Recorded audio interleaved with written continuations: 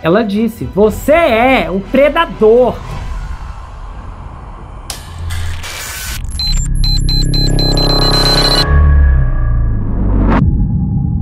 Olá pessoal, bem-vindos a esse canal. Eu sou Gustavo Negreiro, seu psicanalista favorito, e hoje estamos em mais uma atração do 24 Horas na Mira, no julgamento do Sean Diddy Combs. Se você é novo no canal, saiba que eu tenho feito a cobertura diária do julgamento desde o primeiro dia e, aliás, coberto o caso desde outubro do ano passado. Então tem uma playlist super organizada em ordem cronológica, onde você pode conferir vários episódios que cobrem as audiências da manhã e tarde, e sempre com a análise técnica da doutora Sandra, uma advogada americana que reside nos Estados Unidos, e você pode inclusive conferir o canal dela, cujo link está fixado no primeiro comentário. Ajude a doutora Sandra a bater 100 mil inscritos até o fim desse julgamento. O link para a playlist do julgamento você encontra também debaixo do link da doutora Sandra lá no primeiro comentário, Julgamento Diddy. Lembrando que eu trago várias histórias para o canal, produzo peças investigativas, e se você ainda não conferiu, dá uma olhada em todo o material de qualidade que eu já expus por aqui, incluindo a investigação recente do Justin Bieber. Vou deixar a playlist também fixada no primeiro comentário. Traz uma reviravolta surpreendente com base em uma investigação que alguém fez sobre a Hailey Bieber. As evidências, as fotos, as imagens naquele episódio são de cair o queixo, uma perseguição que durou 10 anos e ela finalmente conseguiu o rapaz. A história é assombrosa, não deixe de conferir. E lembrando que você pode me seguir também no Instagram, Gustavo N, Psicanalista. E a gente vai iniciar esse episódio agora. Quinta semana do julgamento do Sean Diddy Combs. Essa é a 19ª audiência, vespertino, segunda-feira. E enquanto os funcionários do tribunal e os espectadores retornavam à sala e se preparavam para a sessão pós-almoço, o Sean avistou sua mãe, a Janice Combs, e ao vê-la, o réu virou-se para ela e murmurou: "Eu te amo, mamãe." A Jane, então, voltou ao banco das testemunhas após o intervalo para o almoço, e ela evitou o contato visual com o Diddy. E o produtor musical, por outro lado, seguia a cada passo enquanto ela atravessava o tribunal para retomar seu depoimento contra ele. A Jane, então, começou a ler mensagens e comunicações que ela disse ter tido com o Sean depois que a Cassie entrou com o processo em 2023. O Diddy parecia nervoso e carente nas semanas seguintes à explosão de seu relacionamento com a Cassie no debate nacional. E nas mensagens, o Sean perguntava a Jane se ela estava tentando arrumá-lo a um encontro. E outra mensagem, ele perguntava se ela ainda estava solteira e se ela gostaria de visitá-lo no ano novo. A Jane ficou chocada com o processo da Cassie e queria conversar com o Sean sobre as semelhanças assustadoras que o processo tinha com o relacionamento deles na época. Então Sean lhe ofereceu dinheiro e escreveu: "Me cobre, cobre, cobre pelo seu ressentimento. Preciso que você supere isso, eu não quero pontas soltas." E depois que a Jane disse que não queria falar sobre dinheiro, ele a chamou de vigarista. Ao contrário de algumas testemunhas anteriores, a Jane não entrou com uma ação judicial nem exigiu formalmente qualquer indenização do Sean. No final de dezembro de 2023, ele ameaçou vazar vídeos surrecionais dela, poucas semanas depois que a Cassie entrou com um processo contra ele. E aí, ela enviou uma mensagem de texto para ele dizendo o seguinte: "Você me ligou para me acusar e até disse que advogados seriam envolvidos. Quando fiz o que você pediu, você despejou toda a sua maldade em mim. Você ameaçou divulgar minhas fitas e postá-las. Você é psicótico." No auge da raiva, ele respondeu e disse: "Eu vou mostrar essas fitas ao pai do seu filho. Eu não tenho nada a perder." E a Jane testemunhou na tarde de segunda-feira que depois que o Sean lhe disse para ela cobrar pelo seu ressentimento em relação ao relacionamento deles, ela retornou com uma proposta, incluindo $150 mil por ressentimento e perda de renda em potencial. Essa conversa foi corroborada por uma troca de mensagens de texto de dezembro de 2023 que a Jane teve com a Christina Coran, chefe de gabinete do Sean. E a Jane disse o seguinte: "Olha, ele me ameaçou sobre as fitas de relação íntima." E aí ela disse que estava sob o efeito de substâncias pesadas, fazendo coisas que ele pedia, das quais ela ainda estava se recuperando. Uma mensagem que ela leu, ela escreveu assim: "Tudo que eu pedia era meu espaço. Então a Jane disse que tinha pensamentos de tirar a própria vida depois que a Cassie entrou com o processo em 2023, e esse processo abriu caminho para que os promotores federais eventualmente indiciassem o Sean. No depoimento, a Jane chorou ao descrever que queria que tudo ficasse preto após ler as acusações da Cassie no processo de 35 páginas. Ela disse: eu estava em completo estado de choque, mandando mensagens para ele, tipo, o que é isso? E o Didi me respondeu, me oferecendo dinheiro.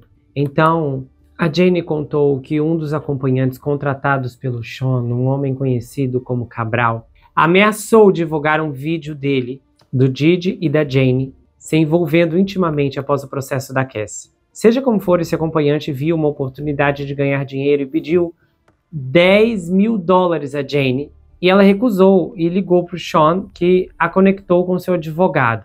E ela já estava conversando com os advogados dele, depois que os agentes federais tentaram obter sua cooperação. E esse depoimento pode ser uma maneira dos promotores se anteciparem à equipe jurídica do Didi, que provavelmente argumentará que o Sean estava comprometido em manter vídeos da Jane fora da internet. E aí, pouco depois da ameaça, uma grande empresa de mídia que a Jane não revelou o nome entrou em contato com ela dizendo que iria publicar o vídeo e pediu que ela comentasse. Aí ela ligou para o seu advogado e o vídeo nunca foi publicado, e a Jane disse não saber o motivo. Ela estava com o Sean no dia em que a CNN publicou as imagens vazadas dele agredindo a Cassie, e ela mencionou que revisou um rascunho final do seu pedido de desculpas antes que ele publicasse no Instagram. O Sean convidou a Jane para a reunião que ele convocou quando o escândalo começou, para abordar as consequências da divulgação pela CNN. E aí a Jane disse ao tribunal que o Sean estava tentando apresentar uma resposta, negando a presença do vídeo em determinado momento, mas eventualmente postando um vídeo de desculpas nas redes sociais. Mais tarde, quando ela e o Sean conversaram sobre o vídeo, a Jane disse que ele lhe contou que aquela foi a única vez que ele se envolveu em violência física com a Cassie, e o Sean também disse a ela que a Cassie era uma agressora. Quando questionada se o Sean disse a Jane que atacaria a Cassie, ela disse, olha, eu acho que sim, mas ela não conseguia se lembrar dos detalhes. Então a Jane testemunhou que ela e o Sean estavam dormindo na mansão em Star Island quando um dos filhos do Sean os acordou e disse, olha, algo aconteceu. Ela falou, foi um dia muito assustador, eu só me lembro do Sean estar se reunindo então com a sua equipe, com a sua família, e no dia seguinte o Sean mostrou a ela uma versão final daquela declaração. E essa versão era diferente do vídeo que o Sean acabou postando, como ficou claro em depoimentos posteriores. O advogado principal, Mark Agnifilo, se opôs à linha de questionamento da procuradora assistente dos Estados Unidos sobre o rascunho anterior de um pedido de desculpa emitido pelo Sean após a divulgação de uma filmagem dele agredindo a Cassie. Antes que o júri fosse dispensado para o intervalo do meio da tarde, a Jane disse que não achou o vídeo de desculpas no Instagram sincero em comparação ao que ela tinha visto antes. E o Mark foi categórico ao afirmar que considerou o interrogatório inapropriado e enganoso, acrescentando que foi sua decisão de anular o pedido de desculpas direto da Cassie, como o Sean havia planejado originalmente. E essa foi uma decisão de um advogado de não nomear uma testemunha do júri. Então o júri foi instruído a desconsiderar os comentários da Jane sobre o vídeo de pedido de desculpas que foi exibido no tribunal na tarde de segunda. A testemunha contou que no fim de 2023, ela decidiu que precisava ficar longe dele, acusando o magnata da música de manipulação psicológica contra ela. Em uma série de mensagens de texto mostradas no tribunal, a Jane disse que era melhor ficar longe do Sean, que não parecia entender sua necessidade de distância. E ela falou, eu escrevi isso porque ele estava tentando trabalhar a minha realidade novamente. Toda vez que eu falava a verdade ou como estava me sentindo, ele mudava de assunto. A testemunha também contou que entrou na plataforma do OnlyFans no início de 2024, a plataforma popular entre profissionais de relação, né, que podem vender conteúdo explícito delas mesmas aos assinantes. E aí ela falou, eu só queria recuperar minha independência, não depender de ninguém e me sustentar sozinha. Aí houve um intervalo do meio da tarde. Quando eles voltaram do intervalo, a Jane começou a relatar um incidente que ocorreu na sua casa em Los Angeles em 2024, apenas um ano atrás. A promotora, a Maureen, já havia chamado o encontro de um dos exemplos mais claros de tráfico íntimo. E aí ela disse que o dia 18 de junho de 2024 começou com um encontro para Jane e o Sean, e ela testemunhou isso na tarde de segunda. O casal se encontrou na casa de Los Angeles, onde a Jane morava e o Sean pagava aluguel. E o Sean tinha acabado de voltar de uma viagem em família para Utah, e a Jane havia preparado uma noite romântica, e não havia planos para a presença de um artista. A casa estava adornada com velas acesas, a Jane e o Sean bebiam champanhe e tequila, e aí conversavam. Então, o assistente do Didi, o Jonathan, ajudou a Jane a instalar luzes vermelhas. Ela disse que o Sean gosta muito de luzes vermelhas. Então, a noite amargou quando a Jane mencionou uma jovem que estava namorando o Didi. A mulher era maior de idade, mas o Sean era de 25 a 27 anos, mais velho, e a Jane chamou o Sean de predador. Literalmente ela usou aquela outra palavra que é mais pesada, mas eu não posso dizer aqui. Ela disse, você é um predador! E ela explodiu durante a discussão, liberando raiva e ressentimento reprimidos. E ela então empurrou a cabeça do Sean contra uma bancada de mármore e começou a jogar velas para todos os lados. E ela disse, eu estava com raiva dele, foi uma confusão de tudo. E ela disse ao Sean que o odiava repetidas vezes. Essa briga se intensificou rapidamente. Depois que ela jogou as velas nele, ela correu para o quarto principal. O Sean a perseguiu e arrombou a porta, e ela correu e se escondeu no armário. O Sean a seguiu até lá, e enquanto tentava sair correndo do quarto, a Jane disse que o Sean a chutou na parte de trás da perna, fazendo-a cair. Então, ele começou a sufocá-la. A Jane disse que conseguiu escapar. Interessante que tem uma outra briga também que foi relatada, mas eu fiquei confuso em relação à linha do tempo, porque as transcrições não foram unânimes nesses dois relatos. Então eu não sei se foi na mesma noite ou em outra noite, mas eles começaram a discutir e o Didi disse para ela, você não vai estragar a minha noite. E aí a Jane admitiu que instigou a briga, que resultou em vergões do tamanho de bolas de golfe e um olho roxo. E ela contou ao tribunal que deu um soco na testa do Didi, dizendo que o odiava, e o Sean então teria dado um soco na testa e na região dos olhos dela. E aí o Sean também continuou a agredi-la enquanto ela tentava tomar um banho para se refrescar. O Sean disse a ela para colocar gelo nos ferimentos e vestir uma roupa que ela entendeu ser lingerie. Então a Jane obedeceu às ordens do Didi e depois de se vestir encontrou o Didi assistindo conteúdo íntimo e mandando mensagens para Anton, um ator de filmes adultos. O Anton chegou à casa da Jane em Los Angeles ao amanhecer e depois de convidar o Anton para entrar, o Sean puxou a Jane de lado e disse a ela para tomar essa pílula, e ele falou isso de forma bem grosseira. E a Jane disse que não queria, ela falou, e aí o Sean olhou para ela e perguntou, isso é coerção? E ela disse que naquele momento apenas olhou para ele. Então evidências foram mostradas ao júri de portas quebradas, e a Jane então estava testemunhando sob um pseudônimo que tirou as imagens para obter orçamento de reparo depois que o Sean chutou as portas após uma briga em junho.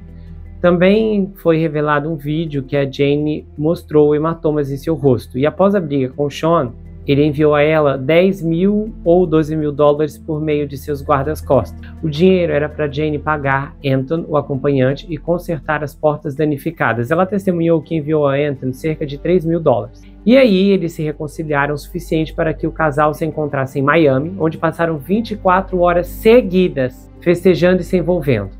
Mas, quando ela pediu para dormir depois daquela ação ininterrupta, o Sean jogou água no rosto dela e a xingou com uma linguagem bem obscena, e ela se desculpou e tomou um comprimido de êxtase, o que melhorou o humor dele antes de então convidarem Paul, um outro garoto de programa que haviam contratado anteriormente, para aparecer. E aí ela os procurou um dia e meio depois, quando ela borrifou MDMA na boca dele e eles se envolveram na casa do Didi. Um ponto relevante aqui é que anteriormente foi noticiado que o Didi gravou secretamente ligações telefônicas com a Jane.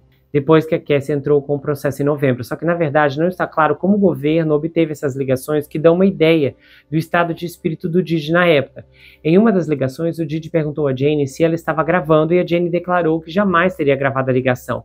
E é possível ouvir o Sean tomando notas com uma caneta Sharpie em um bloco de notas ao fundo do áudio, o que ele fazia com frequência, segundo o que a Jane contou. E também é provável que as ligações tenham sido gravadas secretamente, mas ainda não se sabe se foi o Didi, um membro de sua equipe ou uma terceira pessoa não identificada. O Sean permaneceu basicamente estoico enquanto a Jane contava em detalhes agonizantes uma noite violenta quase um ano atrás. Ele sentou-se com as mãos cruzadas no colo e o assento e estava um pouco afastado da mesa da defesa. Mais tarde, enquanto a Jane descrevia a reunião com o garoto de programa e tal, o Sean inclinou-se para o lado esquerdo com a bochecha na palma da mão. Nesse ponto, a Jane disse que depois dessa briga, ela se encontrou com o Sean 2 vezes antes de testemunhar contra ele no tribunal. Uma vez ela se envolveu com ele, ou melhor dizendo, com outro homem na frente dele em Miami, em fevereiro de 2024, depois que ela jurou para si mesma que ficaria longe dele. E em julho passado, o Sean a convidou para Miami, e o casal usou uma nova substância ilícita antes de um freak-off com um acompanhante, o Paul também. Eles tinham planos de se encontrar novamente em Nova York, mas o Sean foi preso antes disso. A Jane não cooperou com os promotores até a prisão do Didi, que ainda está pagando suas despesas legais. Ele começou a pagar seus honorários advocatícios depois seus agentes federais. Depois que os agentes federais foram à sua casa em busca de informações sobre o Sean após o processo movido pela Cassie. A primeira vez que a Jane contou a alguém sobre aquela noite violenta em julho de 2024 foi quando o Sean a agrediu e depois ordenou que ela se apresentasse em uma festa. E ela disse que revelou isso para os próprios advogados de defesa do magnata, e ela também disse que se encontrou com os seus advogados várias vezes entre a prisão dele e o julgamento. Ela disse que se reuniu com os promotores e que ela ainda estava processando aquela noite e não queria tornar isso realidade. Aí a promotora perguntou mais uma vez se ela tinha plano de processar o Didi, ela falou que não. Ela disse que não tinha planos de exigir dinheiro do Sean e, questionada como sobre se sentia em relação a ele, ela não expressou qualquer ressentimento em relação ao magnata. Ela disse: eu apenas rezo pela sua recuperação contínua e rezo pela paz dele. Então foi definido que o interrogatório da Jane continuaria no dia seguinte. Então eu vou interromper o episódio por aqui e vocês vão ficar agora com a análise técnica da doutora Sandra e eu volto depois para emitir meus comentários finais. Então foi bem feio o caso e, nossa, é muito machucado que a moça conta ali que eu fiquei boba. E ela escura, né, nas mensagens para ele. O que você me bateu? Você fez isso, você fez aquilo. Então ela tem muita prova. Tem muita prova. Uhum. E por que não entra como violência doméstica? Também? Poderia, no caso dela poderia. Hoje mesmo eu estava pensando nisso, foi engraçado. A Cassie não podia porque já passou. Prescreveu, né? Prescreveu. Só que o dela, ainda não, porque o dela é recente. Tinha até 2023. Mas aí a promotoria perguntou para ela, né? Você entrou com uma ação civil contra ele? Ela disse não. E você pretende entrar com alguma? Ela falou também não. Não. Ou seja, ela é uma que também bastante credibilidade, né? Ela disse que, né, que quando leu a história da Cássia, ela ficou horrorizada. Porque ela se viu na história, né? Nossa, tá indo muito bem. Hoje foi muito bom a promotoria. Eu só quero ver amanhã o que a gente vai conseguir descobrir de diferente, porque ela já detonou o cara, né? Eles estão... Eu acho que da parte dos jurados, né, a menos que ele tenha comprado alguém, tá todo mundo bem convencido contra ele a essa altura. Eu acho que assim, eu ficaria muito chocado se ele saísse pela porta da frente. Ficaria muito. É engraçado, nas mensagens ela fala, né, que ele causou... Isso eles dois ainda saindo, né? Que ela causou trauma. Ele causou trauma pra ela, né? Foi. Ou seja, eu falei, oh meu Deus, é uma coisa absurda que estava acontecendo entre os dois ali. E eu fico pensando, quantas mais, porque sempre teve mulheres, né? Eu fico pensando quantas mais caíram nessa coisa dele. E quantas mais, eu acredito que tem mais cantoras conhecidas, só que elas não vieram à tona porque não querem que o nome delas apareça. Essa moça só apareceu o nome dela porque acharam o vídeo. E aí foram lá falar com ela, senão acho que ela nunca teria vindo. A Fuca nunca contou isso pra ninguém. De vergonha. De vergonha. Nossa. Sim, ela veio porque eles acharam o vídeo dela. Mas quando é um caso assim, por exemplo... tem uma coisa que eu também queria perguntar que eu não posso esquecer. Hoje, para os juízes, é ruim quando um caso deles, um julgamento que eles presidiram, posteriormente é anulado ou ganha na apelação? Isso é alguma coisa assim que fica uma mácula para algum juiz? Tipo, não que eu sei legalmente, mas tipo, emocionalmente falando, existe algum tipo de orgulho do tipo, eu não gosto que os meus casos sejam revertidos? Não, acho que não. Eles são bem mesmo ali para a justiça, entendeu? Na cabeça deles mesmo, que eles acreditam que aquela pessoa merecia ter sido absolvida e a pessoa foi condenada, entendeu? Acho que é aquele senso de justiça, tipo, a maioria que o júri representa, né? A justiça foi feita de acordo com a cabeça deles, então eles têm isso muito bem separado Mas mesmo que o juiz acredite, assim, essa pessoa é inocente, eu não vou deixar esse veredito de culpada prevalecer, ele pode fazer isso quantas vezes quiser, ou vai, sei lá, de certa forma, gerar uma estranheza, e quem tá em volta vai falar, isso não pode, hein? Tem algum empecilho? Não, quem vai declarar se a pessoa é culpada ou inocente é o júri. Não o júri, mas ele pode derrubar o veredito. Ele pode. Ele pode arbitrar, como que eu vou dizer? Ele pode diminuir a pena. Por exemplo, dentro de um caso, de um crime, tem 6 indiciamentos, por exemplo. Tem a pena ali máxima. O juiz pode retirar algumas daqueles indiciamentos, mas ele tem que ter uma base para isso, né? Ele pode diminuir, depois ele pode fazer a pena, né? Se a pena é de 15 a prisão perpétua, o júri talvez até pode pensar, né? Que, não, vai ser perpétua, sem... E o juiz pensa, não, vou dar 40 anos, entendeu? Então, mas eu acho que tudo isso é muito trabalhado já dentro da cabeça deles. Mas legalmente falando, não interfere em nada, não, entendeu? Não interfere. Não interfere, não. E eles são bem mesmo, assim, para a justiça, entendeu? E eles concordam que a justiça é feita pelo júri e não pelo juiz. Né? Basicamente isso nesse caso de hoje. Tá. E doutora Sandra, tem um caso muito forte que a senhora comentou comigo, que seria muito bom as pessoas ouvirem, envolvendo a Costa Rica. Como é que a senhora ficou sabendo dessa história?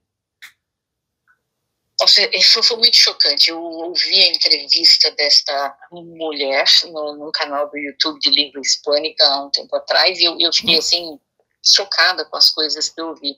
Essa mulher, ela tinha uma vidinha normal, casada, com filhos e tudo mais, e ela recebeu uma proposta de trabalho para vir aqui nos Estados Unidos trabalhar, tipo, num restaurante, e ela conversou com o marido dela, falou, de repente eu vou lá, faço um dinheiro, né, tal, e depois eu volto para cá, a gente continua a nossa vida. O marido concordou tudo, ela veio. Só que mal sabia ela que no dia que ela chegou aqui, era tráfico humano. E aí ela foi forçada a ficar no tráfico humano, aquelas coisas todas. Mas só para você ver, eles ameaçaram na seguinte forma: se você não fizer o que nós estamos falando, nós vamos eliminar o seu marido e seu filho. E mandava fotografias sempre atualizadas do filho dela, do marido dela. Ela tinha 2 até, uma filha e um filho. E eles ficavam mandando fotos para eles. O moral da história, essa mulher ficou anos e anos fazendo isso, sim. E cada hora ia visitar a família da Costa Rica, mas depois voltava. Por quê? Ela pensava assim, se eu conto para minha família, eles vão querer ir na polícia, e depois os caras vão eliminar meu marido e meus filhos. Aí um dia ela cansou, acho que na 3ª viagem para Costa Rica, ela foi na delegacia em Costa Rica e contou o cara. Aí o policial olhou para a cara dela e falou assim, minha senhora, volta para casa, essa história não rola. Aí ela falou que se sentiu assim tão traída, que era no próprio país dela, ninguém quis acreditar. Aí como é que pode, você estar viajando para cima e para baixo? Aí ela pegou e voltou para os Estados Unidos e continuou nessa mesma história. Anos se passaram, anos. Aí um dia ela foi presa junto com, quando a polícia foi fazer uma batida num tipo um bordel, e ela estava lá. E naquele dia O policial conversou com ela e falou assim, você sabia que você é vítima do tráfico humano? Ela falou, não. Ela achava que ele estava fazendo, era forçada a ser garota de programa, mas ela nunca entendeu que isso era. E aí, esse policial conversou com ela e explicou, falou, não, isso é tráfico humano. Meu Deus. Foi aí que ela foi pesquisar o que é tráfico humano. Aí que ficou pior do que antes. Aí ela pensou, meu Deus do céu.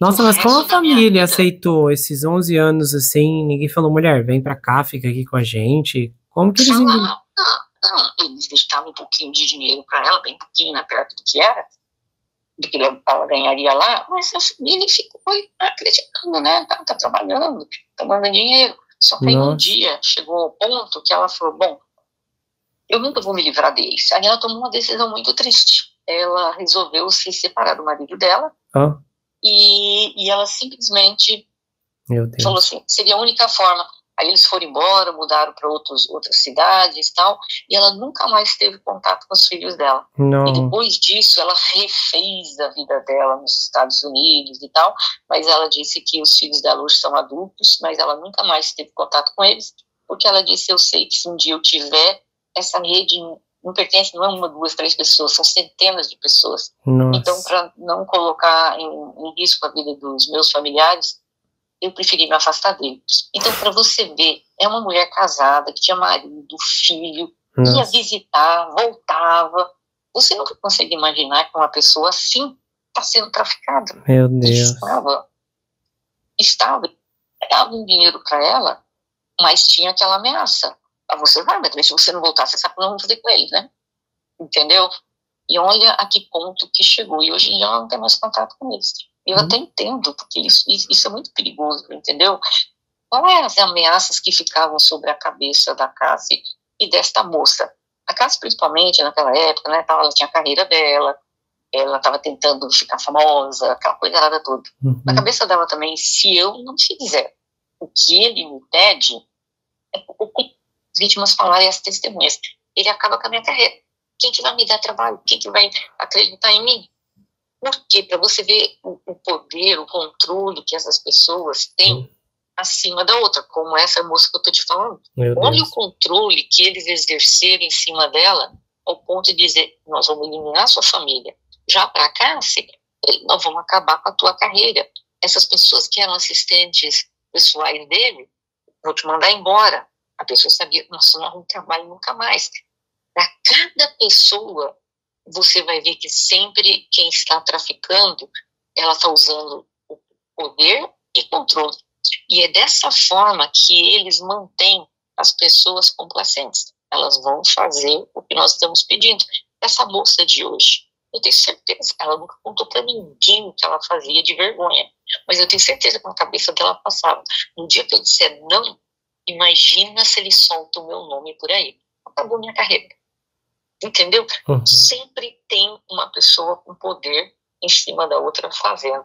E por isso que eu vejo o caso da Cassie, dessa moça, dos assistentes pessoais que falaram, né? Tudo mais. Joga prato na sua cara, joga no seu telefone, se você ainda continua, mas é aquela história.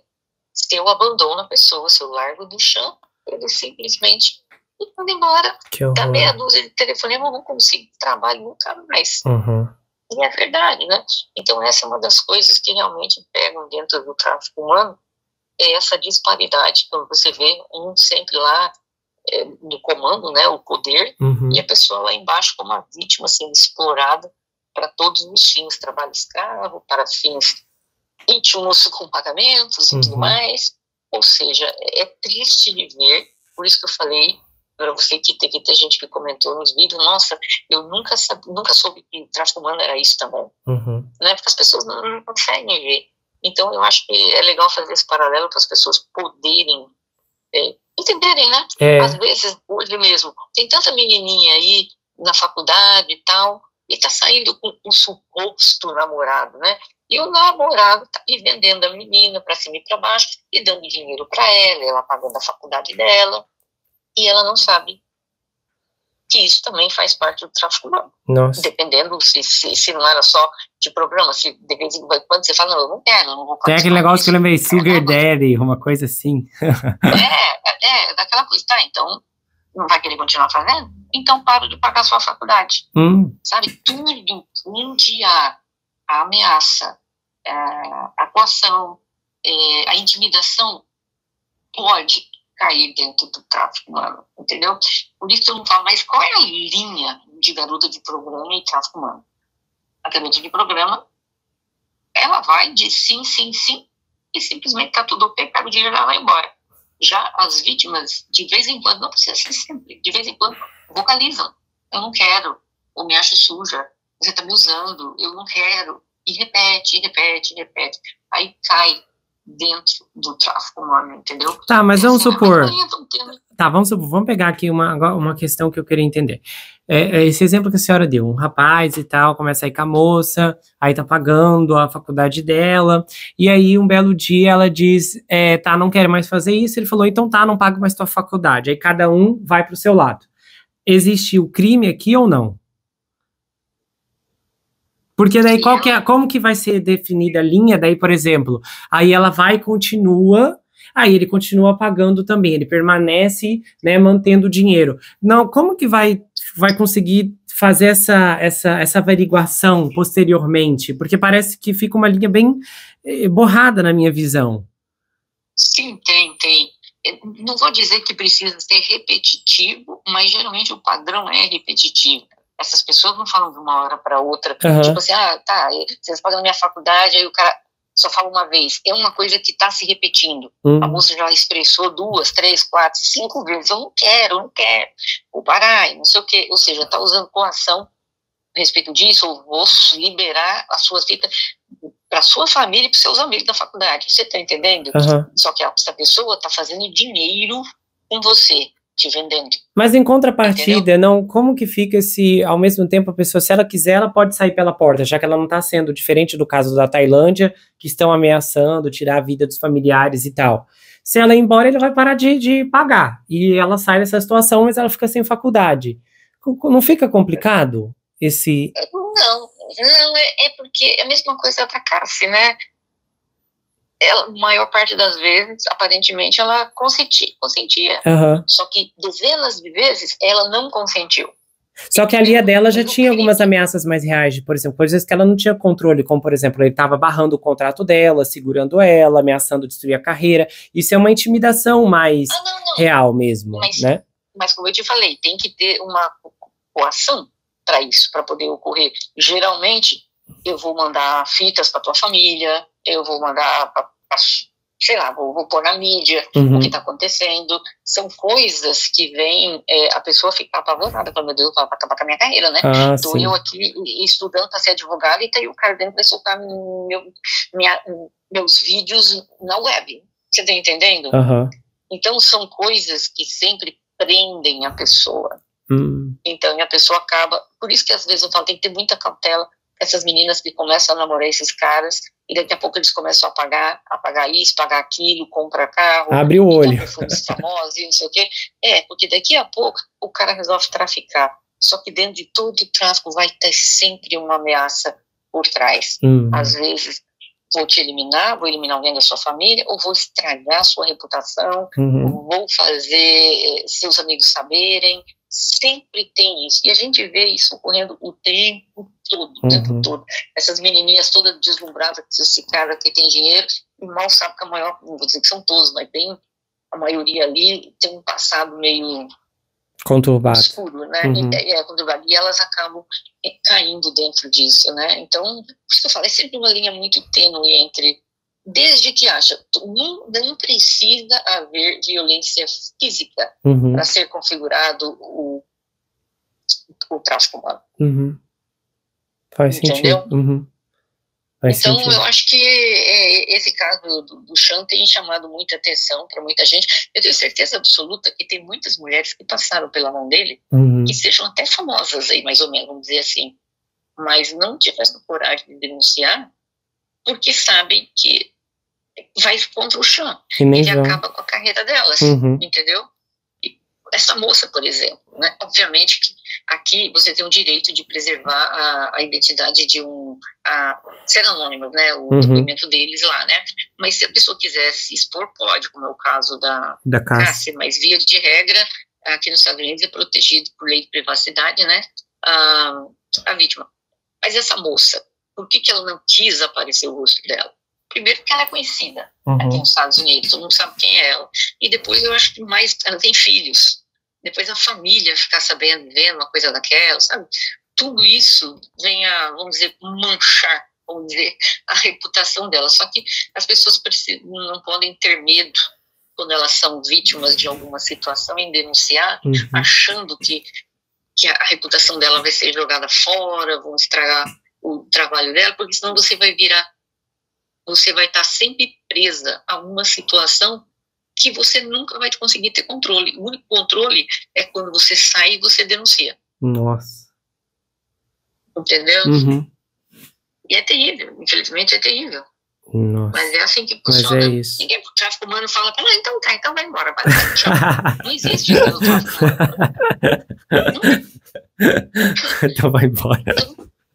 Não, vai ter sempre alguma coisa. Então, por isso que é muito, muito perigoso, né? É. Bom, enfim, pois é isso, mas isso. amanhã nós vamos ter mais novidades. Quero ver quais são as próximas testemunhas, né? Estamos esperando os ex-funcionários para contar, né, os podres da rotina do Didi. Mas embora pensando, talvez o povo nem viu muita coisa, né? Porque ele vivia fora de casa por esses relatos.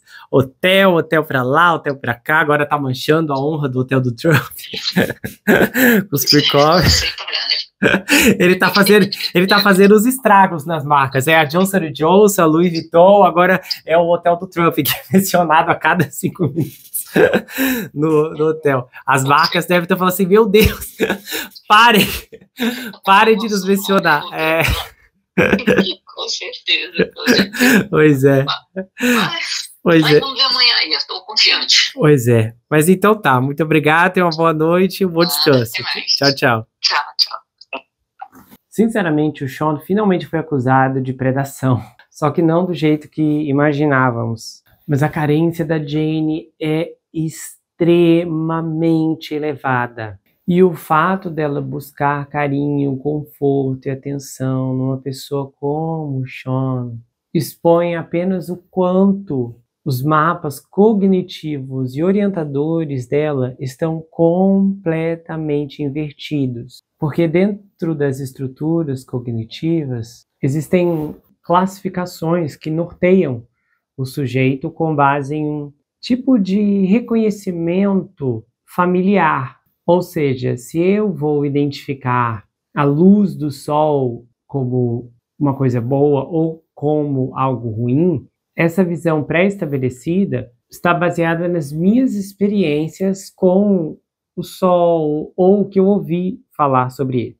No caso dela, eu suspeito que ela veio de uma família extremamente disfuncional e que o padrão de homens na vida dela são de sujeitos que se movem pela rejeição. Então, quando tudo que o indivíduo conhece é a rejeição, naturalmente, se a pessoa estiver, vamos supor, no caso ela, no meio de 5 homens, inconscientemente ela precisa escolher um deles para sair dali aquela noite, para tomar um café, um sorvete, qualquer coisa. Ela vai escolher o que mais se assemelha ao que ela conhece. E nesse caso, essa familiaridade é uma conjuntura de experiências negativas. E aí a gente tem esses modelos internos de funcionamento que, apesar desse nome bem compassivo, carregam um poder monumental. Porque os mapas cognitivos e racionais que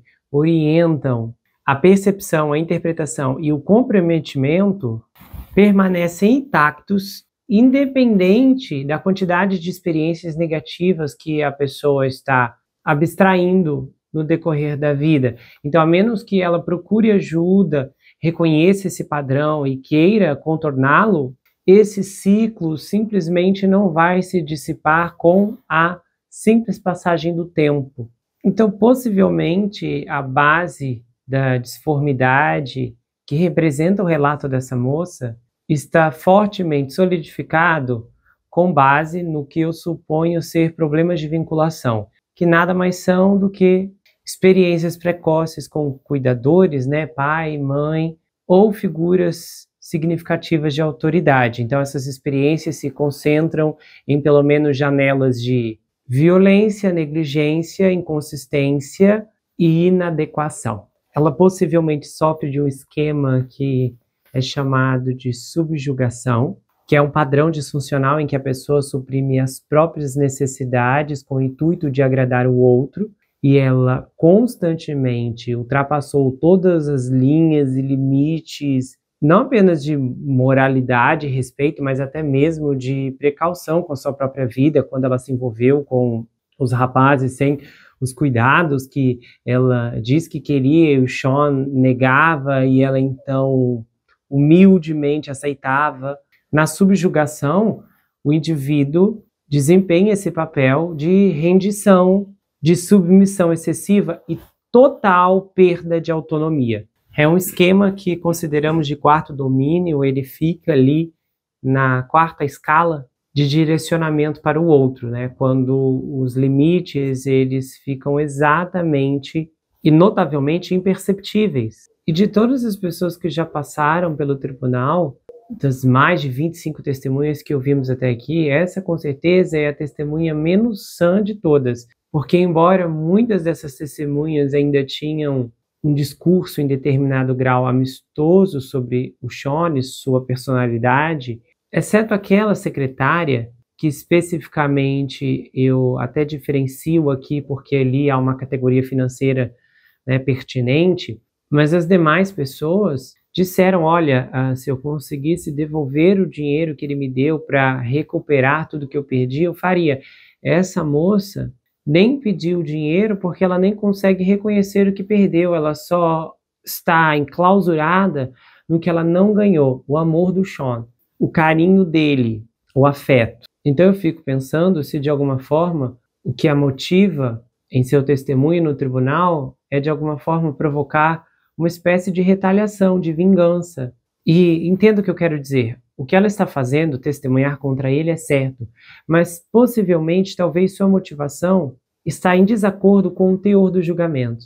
É palpável e de forte contemplação que seu discurso se concentra em um amor não correspondido, o amor que ela queria, que era um amor saudável como um todo, mas ela não conseguiu perceber que o Sean a selecionou, que ele conseguiu reconhecer todas as suas fragilidades e vulnerabilidades e que ele poderia usá-la da forma como ele queria. Ela não entende que a conquista, a sedução e as luzes que ela presenciou no começo, toda a intensidade da personalidade, do carisma dele, fazem parte da armação, da encenação, do teatro. Tid Combs é um ator. Então, infelizmente, estamos diante de uma vítima que, do meu entender, ainda não conseguiu superar a fantasia. E eu acredito que ela continuou cedendo os freak-offs, mesmo quando ela precisou se afastar, porque certamente ela reconheceu que iria perder a vida em um determinado momento. Eu acho que ela continuou voltando porque ela pensou, bom, talvez se eu ceder essa vez é o suficiente para conquistá-lo. Então ela ficou presa nessa promessa que ela mesma elaborou de que conseguiria atingir o alvo, o centro do coração dele, quebrar os recordes para finalmente agarrá-lo em seus braços. Enquanto do outro lado, não havia esse termômetro. O Sean podia até mentir com as palavras, mas era honesto com as ações. Do que se refere a ela, sua utilidade se concentrava em servi-lo com seu corpo e com sua submissão. Essa moça precisa de ajuda. Eu fiquei sabendo através de um comentário, não tenho certeza se essa informação é verídica, que ela perdeu a guarda do filho ou dos filhos. Se essa informação é concernente à realidade, então eu não sei o que mais essa moça vai precisar perder para entender que o que ela precisa nesse momento é olhar para si mesma e reconhecer o que ela está esperando que outros reconheçam. Às vezes as pessoas esperam profundamente ser elogiadas por outros e tem pessoas, é claro, que se aprisionam nessa expectativa, inclusive de constância, porque o elogio vai alimentar o ego e de forma inflada isso vai danificar. Nós estamos falando já de um estado diferente da perspectiva que eu quero trazer aqui, mas muitas vezes você quer receber um reconhecimento que lhe é devido, um reconhecimento que é puro do que você fez, do que tem feito, do que, de certa forma, tem construído até aqui. E muitas vezes essas palavras não encontram ou, quando surgem, não são suficientes, não se mostram satisfatórias. E muitas vezes o grande problema não se concentra nas pessoas em volta, mas no fato que você mesmo nunca emitiu uma palavra de conforto para si mesmo. Então esse reservatório está vazio, seco. E quando alguém de fora faz essa emissão, é como se fosse uma pequena gota em um deserto árido e completamente rachado, não vai repercutir. O efeito vai ser mínimo e instantâneo, vai passar. Então, reconheça os seus esforços, faça uma avaliação do seu desempenho e diga: olha, parabéns, estou orgulhoso de você pelo que fez, pelo que está fazendo, pelo que quer fazer. Eu tenho um paciente que, por uns 8 meses, nós tínhamos um lema. Eventualmente nós mudamos, nós estamos hoje no nosso 3º lema, mas eu lembro que o lema inicial que eu estabeleci com ele e que combinamos para que houvesse uma aplicabilidade durante o dia a dia foi: seja gentil. Seja gentil com todos, é claro, mas principalmente seja gentil com você mesmo. E aí reforçávamos toda a sessão esse lema e todo fim de sessão terminávamos dizendo: seja gentil. Eu dizia para ele, ele dizia de volta: seja gentil. E uma das definições de gentileza é um comportamento que revela amabilidade e delicadeza. E essa destreza só pode ser constante se for praticada no ambiente em que você vive, nas funções que você exerce, no relacionamento que você tem consigo mesmo. Alguns nascem com o dom da gentileza e exercem com muita facilidade. Outros são influenciados pela ambiência, mas a prática é uma questão de escolha. Você decide ser gentil hoje, e então repete amanhã e depois de amanhã, e assim por diante. E dependendo do seu estado e do grau de enrijecimento com essa conduta, o começo vai ser mais difícil, mas com o tempo fica mais fácil, fica mais leve, e finalmente chega a um ponto em que se torna natural. Ok, tipo, você não cortou as coisas que nós conversamos nos últimos 2 vídeos, né? Não, então, a minha mãe foi e falou, ela foi e mandou: Gu, isso aqui não era para ter sido cortado? Eu, ai meu Deus, o quê? Aí eu fui... Você não cortou? Então, e as coisas você não cortou? Nós dois conversando, batendo papo. Eu fui, então, não, Deus me livre. Era aquele lá que eu falava pra senhora da Gina, que eu falava o nome Gina, aí eu fui e no meio da tarde...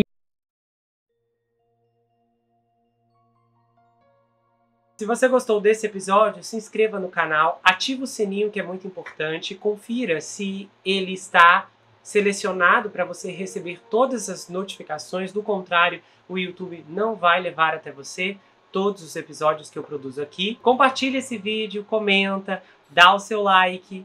E se você quiser, você pode me seguir, Gustavo N Psicanalista, lá no Instagram. Eu também tenho um canal de cortes, onde as análises são recortadas e postadas por lá. Além que eu também tenho um grupo no Telegram, onde eu faço postagens recorrentes, converso com os inscritos, faço enquetes, tenho uma interação muito exclusiva e colaborativa por lá. E se você quiser saber mais sobre mim, adquira meu livro Perfeito Estranho. Esse é um suspense multifocal com uma abordagem inédita. O livro é escrito em formato roteiro, diferente de qualquer coisa que você já viu, e ele conta uma história extraordinária sobre o rapaz Jack Wilbur, que mora em uma mansão sozinho em Nova York. E ele começa a desconfiar que um terrível serial killer está escondido em sua própria casa. À medida que sua investigação avança, ele começa a analisar todos os aspectos geracionais de sua vida. As heranças financeiras, as heranças psicológicas, as heranças genéticas. E então, ele descobre que está preso em uma terrível maldição hereditária.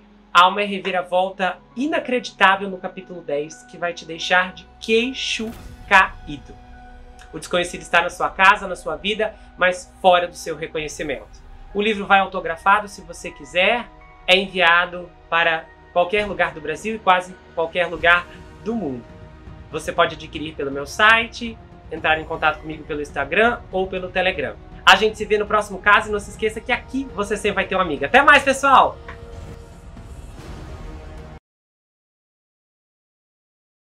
Se você gostou desse episódio, se inscreva no canal, ative o sininho que é muito importante, confira se ele está selecionado para você receber todas as notificações, do contrário, o YouTube não vai levar até você todos os episódios que eu produzo aqui. Compartilhe esse vídeo, comenta, dá o seu like, e se